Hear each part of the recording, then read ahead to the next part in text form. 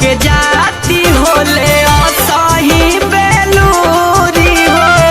ऊंच नीच कइए दी है चंचल विष्णुपुरी हो।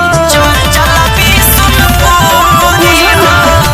मरद के जाती होले असही बेलूरी हो। ऊंच नीच कइए दी है चंचल विष्णुपुरी हो। काटतनी टाइम तोरा धके तकियावा। काटतनी टाइम तोरा धके तकिया